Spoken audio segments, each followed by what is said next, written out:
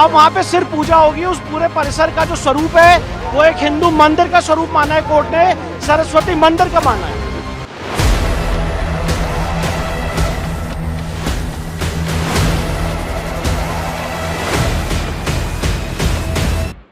బోధ్సాల కమలా మౌలా మసీదు కాంప్లెక్స్ ఈ వివాదంలో మధ్యప్రదేశ్ హైకోర్టు సంచలన నిర్ణయం తీసేసుకుంది. ఈ వివాదాస్పద ప్రాంతాన్ని హిందూ ఆలయమేనని న్యాయస్థానం గుర్తించింది. ఈ ప్రదేశంలో హిందూ ఆరాధన కొనసాగింపు ఎన్నడూ నిలిచిపోలేదని, అది మేము గమనించామని పర్మార్ వంశానికి చెందిన రాజా భోజుడితో సంబంధం ఉన్న సంస్కృత విద్యా కేంద్రంగా ఈ వివాదాస్పద ప్రాంతం బోధ్సాలాగా అప్పట్లో ఉండేదని తెలిపింది.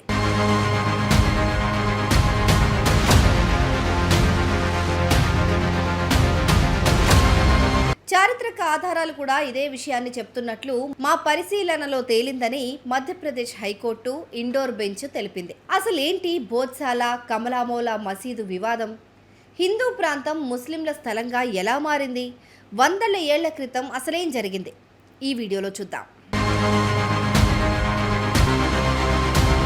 మధ్యప్రదేశ్లోని థార్ జిల్లాలో ఉన్న బోధ్సాల కమలా మౌలా మసీదు వివాదం భారతదేశంలో అత్యంత సుదీర్ఘంగా సాగుతున్న మతపరమైన చారిత్రక వివాదాల్లో ఒకటి.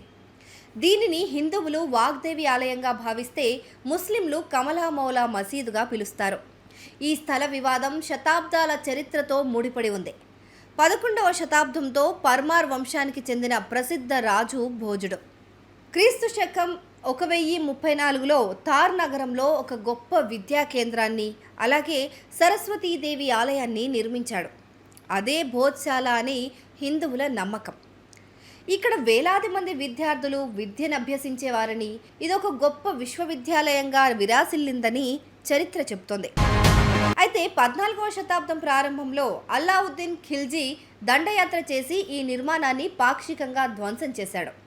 ఆ తర్వాత 15వ శతాబ్దంలో మాల్వా సుల్తాన్ మహమూద్ షా ఇక్కడ మసీదును నిర్మించాడని హిందూ సంఘాలు చెప్తున్నాయి. ఇక్కడి సూఫీ సాధువు కమలా ఉద్దీన్ చిష్తి అంటే కమలా మౌలా సమాధి కూడా ఈ ప్రాంగణంలో ఉండటంతో ముస్లింలు దీన్ని కమలా మౌలా మసీదుగా పిలవాలని నిర్ణయించుకొని అప్పటి నుంచి అలా పిలవడం కూడా ప్రారంభించారు. ఈ విధంగా ఒకే ప్రాంగణం రెండు భిన్నమైన సంస్కృతులు, మతాల గుర్తింపుతో మారిపోయింది. ఇక ఈ వివాదం బ్రిటిష్ కాలంలోనే ప్రారంభమైంది. 1902లో లార్డ్ కర్జన్ హయాంలో ఆర్కియాలజికల్ సంస్థ ఇక్కడ మొదటిసారి తవ్వకాలు జరిపి పరిశోధనలు చేసింది. ఆ సమయంలో ఇక్కడ లభించిన కొన్ని శాసనాలు, స్తంభాలు, నిర్మాణ శైలి నమూనాలు హిందూ దేవాలయానికి చెందినవేనని తేలింది. అప్పటి నుంచి ఈ స్థలం పైన హక్కుల కోసం ఇరు వర్గాల మధ్య ఘర్షణలు, కోర్టు వివాదాలు మొదలయ్యాయి. ఈ వివాదానికి శాశ్వత పరిష్కారం కనుగొనటానికి, శాంతి భద్రతలను కాపాడటానికి ఆర్కియాలజికల్ సర్వే ఆఫ్ ఇండియా 2003లో ఏప్రిల్ 7వ తేదీన ఒక ప్రత్యేకమైన ఉత్తర్వును జారీ చేసింది. ఆ ఉత్తర్వుల ప్రకారం ఈ చారిత్రక కట్టడంలో వారంలో ఒకరోజు హిందువులకు, ఒకరోజు ముస్లింలకు పూజ చేసుకునే హక్కు కల్పించారు. ప్రతి మంగళవారం హిందువులు బోధ్సాల ప్రాంగణంలోకి ప్రవేశించి పూజలు, హారతి, హనుమాన్ చాలీసా పఠించడానికి అనుమతి లభించింది. అలాగే ప్రతి శుక్రవారం మధ్యాహ్నం 1 గంట నుంచి 3 గంటల వరకు ముస్లింలు నమాజ్ చేసుకోవడానికి అవకాశం కల్పించారు. మిగిలిన రోజుల్లో పర్యాటకులు కేవలం ₹1 టికెట్తో ఈ పురాతన కట్టడాన్ని సందర్శించడానికి అనుమతి ఇచ్చారు. ఈ ఏర్పాటు గత 2 దశాబ్దాలుగా కొనసాగుతున్నప్పటికీ వసంత పంచమి పండుగ మంగళవారం వచ్చినప్పుడల్లా ఇరు వర్గాల మధ్య తీవ్ర ఉద్రిక్తతలు చోటు చేసుకుంటూనే ఉన్నాయి. ఇది అసలైన చరిత్ర. హిందువుల వాదన ప్రకారం ఈ మొత్తం ప్రాంగణం రాజా భోజుడు నిర్మించిన పవిత్రమైన సరస్వతీదేవి ఆలయందే అని వీరు వాదిస్తున్నారు. ఇక్కడి స్తంభాలపైన చెక్కబడిన సంస్కృత శ్లోకాలు, ప్రాకృత భాషలోని వ్యాకరణ సూత్రాలు, హిందూ దేవతామూర్తుల శిల్పాలే ఇందుకు సజీవ సాక్ష్యాలని వారు చెప్తున్నారు. ముస్లింల ఆలయాన్ని ధ్వంసం చేసి దాని శిథిలాలతోనే మసీదును నిర్మించారని, కాబట్టి ఈ స్థలాన్ని పూర్తిగా హిందువులకే కేటాయించాలని వారు డిమాండ్ చేస్తున్నారు. అంతేకాకుండా లండన్ మ్యూజియంలో ఉన్న వాగ్దేవి అసలు విగ్రహాన్ని కూడా తిరిగి భారతదేశానికి తీసుకొచ్చి ఇక్కడ ప్రతిష్ఠించాలని, ముస్లింలు నమాజ్ చేయడాన్ని పూర్తిగా నిలిపివేయాలని హిందూ సంఘాలు కోరుతున్నాయి. మరోవైపు ముస్లింల వాదన కూడా భిన్నంగా ఉంది. ఈ కట్టడం వందలాది సంవత్సరాలుగా కమలా మౌలా మసీదుగా గుర్తింపు పొందిందని, ఇక్కడ ముస్లింలు తరతరాలుగా నమాజ్ చేసుకుంటున్నారని వారు వాదిస్తున్నారు.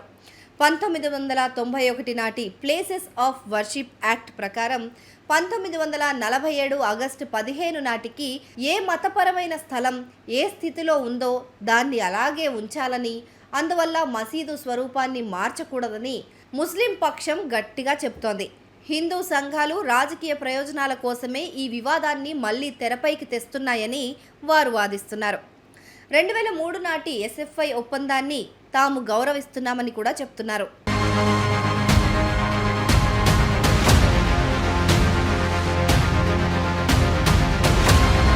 మరి ఇక్కడ ప్రస్తుతం వివాదం ఏం నడుస్తోంది అంటే, హిందూ ఫ్రంట్ ఫర్ జస్టిస్ అనే ఒక సంస్థ దాఖలు చేసిన పిటిషన్ను విచారించిన మధ్యప్రదేశ్ హైకోర్టు ఈ బోధ్శాల అసలు స్వభావాన్ని, మతపరమైన గుర్తింపును శాస్త్రీయంగా తేల్చాలని ఆర్కియాలజీ సంస్థను ఆదేశించింది. కోర్టు ఆదేశాల మేరకు 2024 మార్చి నుంచి జూన్ వరకు ఆర్కియాలజికల్ సర్వే ఆఫ్ ఇండియా అత్యాధునిక GPR technology, carbon dating, digital photography ద్వారా ఈ ప్రాంగణంలో సమగ్రమైన శాస్త్రీయ సర్వేను నిర్వహించింది. ఈ సర్వేలో వందలాది పురాతన శిల్పాలు, నాణేలు, రాతి శిలా శాసనాలు, సనాతన ధర్మానికి చెందిన చిహ్నాలు లభ్యమయ్యాయని వారు తెలిపారు. देखिए आज भोजशाला के केस में ऑनरेबल इंदौर हाईकोर्ट का बहुत ही ऐतिहासिक फैसला आया है, जिसमें ऑनरेबल इंदौर हाईकोर्ट ने जो एएसआई का 7 अप्रैल 2003 का ऑर्डर है उसको पार्शली क्वैश किया है और हिंदू समाज के लोगों को वहां पे पूजा पाठ का अधिकार दिया है। कोर्ट ने भोजशाला कॉम्प्लेक्स को राजा भोज का माना है, एक सरस्वती स्कूल माना है लर्निंग का। साथ ही साथ इसमें सबसे महत्वपूर्ण बात यह है कि भोजशाला के केस में जो हमारी मांग थी कि वहां से लंदन के म्यूजियम से मूर्ति वापस लाई जाए, कोर्ट ने कहा है कि सरकार इस रिप्रेजेंटेशन को कंसिडर करे। और साथ ही साथ कोर्ट ने यह भी कहा है कि जो मुस्लिम पक्ष हैं वो सरकार को रिप्रेजेंटेशन दे सकते हैं, जो रिस्पोंडेंट नंबर 8 है मौला कमालुद्दीन की तरफ से, और उनको अल्टरनेट लैंड देने के लिए सरकार उस पर विचार करे। पर सबसे महत्वपूर्ण बात यह है कि कोर्ट ने यहाँ पे हमें पूजा पाठ का अधिकार दिया है। मैनेजमेंट के लिए सरकार को कहा है कि वो इसके मैनेजमेंट के लिए चीजें देखे, और जो एएसआई का ऑर्डर था 7 अप्रैल 2003 का, जो यहाँ पे नमाज की अनुमति देता था, उसको कोर्ट ने सिरे से खारिज कर दिया है। अब वहाँ पे सिर्फ पूजा होगी, उस पूरे परिसर का जो स्वरूप है वो एक हिंदू मंदिर का स्वरूप माना है कोर्ट ने, सरस्वती मंदिर का माना है। आज भी नमाज हुई सर वहाँ पर? ये आज आखिरी दिन था, क्योंकि अब आज कोर्ट का ऑर्डर आ गया है। कमाल मौलाना परिसर को लेकर के क्या कहा गया है? पूरे कमाल मौला जो ये भोजशाला परिसर है, बाहर का जो एक और कमाल नहीं, उसके लिए कुछ नहीं कहा गया, वो तो यहाँ पे सब्जेक्ट मैटर भी नहीं था। कोर्ट ने मौला कमालुद्दीन को ये कहा है कि वो अल्टरनेट लैंड के लिए सरकार को प्रत्यावेदन दे सकते हैं और सरकार उसको कंसिडर करेगी। मतलब मूल बात यह है कि इस पूरे परिसर को जो हमारी मांग थी, हमारे हर एक आर्ग्यूमेंट को कोर्ट ने माना है और इसके स्वरूप को एक हिंदू मंदिर का परिसर घोषित किया। ఈ కట్టడం ఒకప్పుడు పెద్ద హిందూ దేవాలయంగా ఉండేదని ఏఎస్ఐ తన నివేదికలో పేర్కొంది. ఏఎస్ఐ సమర్పించిన ఈ కీలక నివేదిక ఆధారంగా ప్రస్తుతం మధ్యప్రదేశ్ హైకోర్టు నిర్ణయం తీసుకుంది. అయోధ్య జ్ఞానవాపి వివాదాల తరహాలోనే భోజ్శాల కమలామౌలా మసీదు వివాదం కూడా ఇప్పుడు దేశవ్యాప్తంగా చట్టపరమైన చారిత్రక చర్చకు దారితీసింది. दूसरी हिंदुओं की सबसे बड़ी विजय हुई, भोजशाला मंदिर में हमने भगवा झंडा लहरा दिया है।